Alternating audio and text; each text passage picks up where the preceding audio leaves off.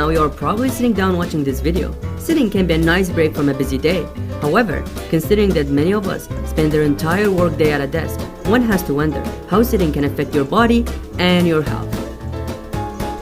This video will highlight the science behind what happens to your body when you're sitting, describe the correct postures, and go over different health implications and prevention techniques. So let's get started. While there is a lot of factors involved when measuring the required time for sitting, this can include your gender, age, race, and other physical activities, the scientific community has agreed that spending more than 6 hours per day just sitting is associated with many health implications. It was not until 2009 when a Canadian study was published in the Journal of Medicine and Science in Sport and Exercise, which found a close relationship between long hours of sitting and an increased risk of death. The study followed 17,000 Canadians for more than 12 years, found that there were 951 deaths in men and 881 deaths in women over the years. Most of these deaths were associated with cardiovascular diseases, all forms of cancers, and other diseases. So the real question is, how is sitting down for an extended period can be harmful to us? Our bodies are built to move, and this statement is supported by the way our bodies are structured. We are composed of around 700 skeletal muscles and 360 joints that allow us to perform easy and fluid motions.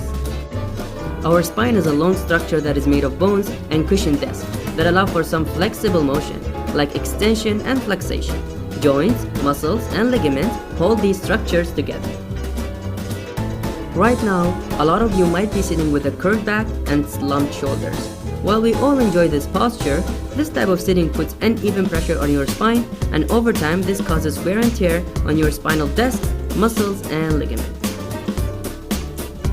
This position also shrinks your chest cavity and puts pressure on your lungs, which means that you will have less space to expand when you breathe.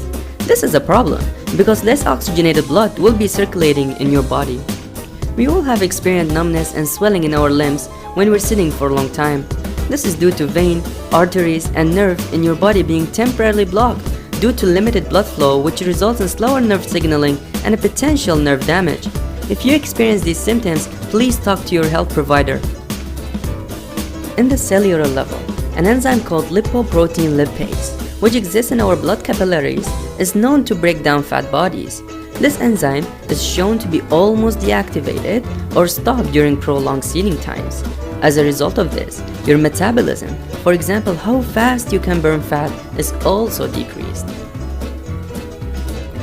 A study published by the American Heart Association has also linked lipoprotein dysfunction to an increase in total cholesterol, a form of fat, blood sugar, and insulin resistance, which causes type 2 diabetes. What effect does this have on our brain? Oftentimes, we are forced to sit down and work for long hours. However, this has been shown to lead to a loss in concentration, which in turn may diminish one's working efficiency.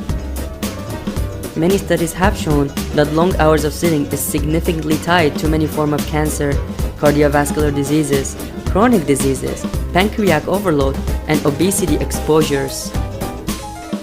An example of this is a known disease called deep vein thrombosis, DVT for short, that is caused by a blood clot in the vein, usually located in the leg, due to bad blood circulation and as a result of lack of motion.